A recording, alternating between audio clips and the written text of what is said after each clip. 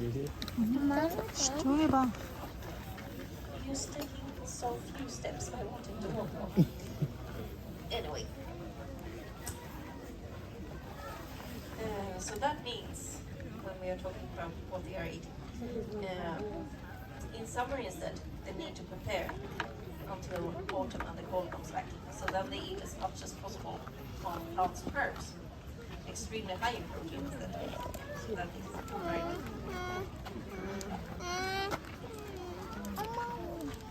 무슨 소리 나? 뜩뜩. Really clicking. Yes, good. 왜 이런 소리 나? And here at Skansen, of course, we give them lichen several times a day. We also give them hay, fresh grass in summer if we have some, 오줌은 못 사? twigs and leaves every day. But their main food source here is feed pellets, which I give them inside the house. And that's where they get their protein from.